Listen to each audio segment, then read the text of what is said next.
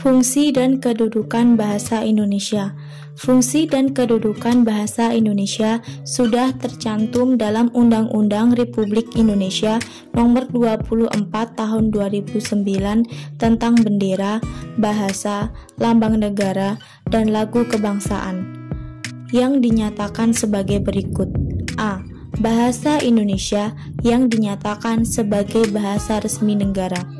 Bahasa Indonesia yang dinyatakan sebagai bahasa resmi negara dalam pasal 36 Undang-Undang NKRI 1945 bersumber dari bahasa yang diikrarkan dalam Sumpah Pemuda tanggal 28 Oktober 1928 secara bahasa persatuan yang dikembangkan sesuai dengan dinamika peradaban bangsa. B. Bahasa Indonesia sebagaimana dimaksud pada pasal 36 ayat 1. Bahasa Indonesia sebagai bahasa resmi negara sebagaimana dimaksud pada pasal 36 ayat 1, yaitu bahasa Indonesia yang berfungsi sebagai jati diri bangsa, kebangsaan nasional, sarana pemersatu berbagai suku bangsa, dan sarana komunikasi antar daerah dan antar budaya daerah. Sebagai bahasa negara dan sebagai bahasa persatuan, bahasa Indonesia memiliki kedudukan yang sangat penting di negara karena merupakan salah satu ikrar Sumpah Pemuda pada tahun 1928 yang berbunyi, "Kami putra dan putri Indonesia menjunjung bahasa persatuan bahasa Indonesia." Bersumber dari hal tersebut, bahasa Indonesia juga memiliki fungsi sebagai pemersatu bangsa, yakni berarti kedudukan yang dimiliki lebih tinggi daripada bahasa-bahasa daerah yang ada di Indonesia. Sebagai bahasa nasional, bahasa Indonesia memiliki beberapa fungsi, antara lain sebagai 1. Lambang identitas nasional. Lambang identitas nasional. Fungsi bahasa sebagai bahasa Indonesia mempunyai nilai-nilai sosial, budaya luhur bangsa, dan dengan adanya nilai tersebut mencerminkan bahasa Indonesia yang menggambarkan ciri khas dan karakter bangsa Indonesia. 2. Alat perhubungan. Alat perhubungan ini, Indonesia merupakan negara yang terdiri dari banyak suku bangsa dengan bahasa yang berbeda-beda, maka akan sulit berkomunikasi dengan penyampaian tersebut. Maka dari itu, digunakanlah bahasa Indonesia sebagai alat komunikasi dan perhubungan nasional. 3. Alat pemersatu bangsa.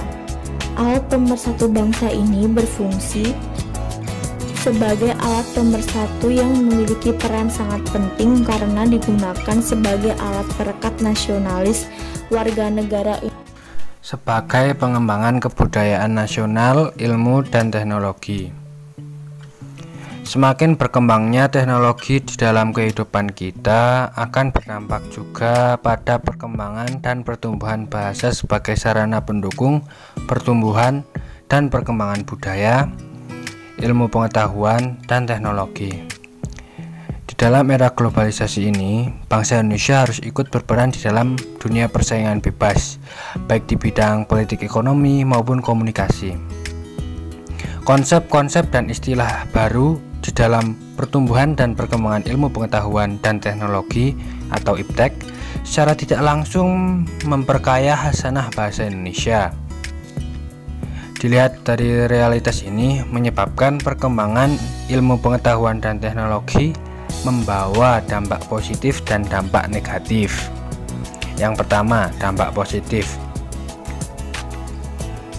1. Memberikan kemudahan. Perkembangan IPTEK mampu membuat manusia dalam beraktivitas, terutama dalam berhubungan dengan kegiatan perindustrian atau telekomunikasi. Yang kedua, mempermudah meluasnya berbagai informasi.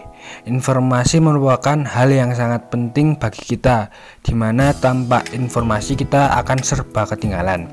Terlebih lagi, berbagai media cetak dan elektronik sekarang berkembang sangat pesat. Yang ketiga, bertambahnya pengetahuan dan wawasan.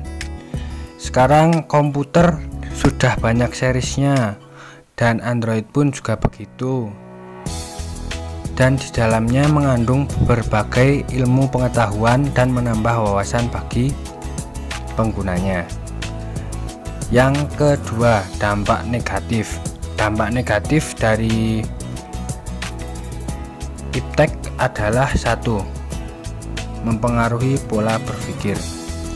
Masyarakat Indonesia adalah masyarakat yang konsumtif dan penasaran serta suka dengan hal yang baru, terutama sekali dengan adanya berbagai perubahan pada berbagai peralatan elektronik.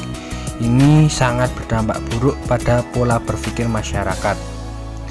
Yang kedua, hilangnya budaya tradisional. Dengan adanya perkembangan iptek, membuat hilangnya budaya anak-anak bermain tradisional dan sekarang cenderung lebih suka permainan berbasis online daripada bermain di lapangan. Yang ketiga, banyak menimbulkan kerusakan. Indonesia dikenal sebagai negara yang kaya akan sumber istilah dan kosakata. Namun akhir-akhir ini bahasa Indonesia mengalami transisi atau perubahan. Salah satu contohnya yang terjadi di Jakarta dengan banyak bahasa-bahasa baru yang dibuat oleh anak-anak muda. Sebagai alat pengantar pendidikan, berbicara tentang penggunaan bahasa dalam proses belajar mengajar tidak akan terlepas dari bahasa, pemakai, dan pemakainya. Bahasa apa yang akan dipilih tentu akan berkaitan dengan siapa yang berbicara, kepada siapa berbicara, apa yang dibicarakan, dan di mana berbicara. Banyak sekolah di kabupaten atau daerah terpencil menggunakan bahasa daerah sebagai bahasa pengantar pendidikan. A. Dalam undang-undang ini diatur juga tentang penggunaan bahasa Indonesia yang wajib digunakan dalam berbagai arahan penggunaan. B. Bahasa Indonesia wajib digunakan yang pertama dalam peraturan perundang-undangan pasal 26. Yang kedua, dalam dokumen resmi negara pasal 27. Ketiga, dalam pidato resmi presiden dan wakil presiden, pejabat negara yang lain yang disampaikan di dalam atau di luar negeri pasal 28. Keempat, sebagai bahasa pengantar dalam pendidikan nasional pasal 29 ayat 1. Kelima, dalam pelayanan administrasi publik di instansi pemerintahan pasal 30.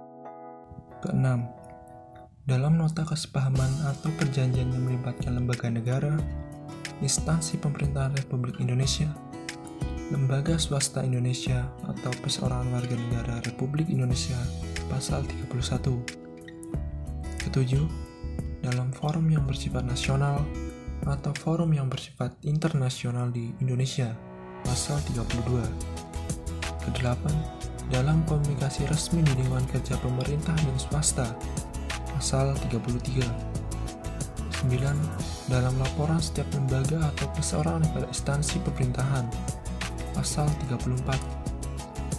Mengenai bahasa Indonesia sebagai bahasa pengantar dalam dunia pendidikan, seperti yang telah kita ketahui bahwa dalam sebuah instansi pendidikan harus memiliki bahasa yang seragam agar dapat menunjang keefektifan dalam kegiatan belajar mengajar. Bahasa Indonesia merupakan satu-satunya bahasa yang dapat memenuhi kebutuhan bahasa yang seragam dalam dunia pendidikan.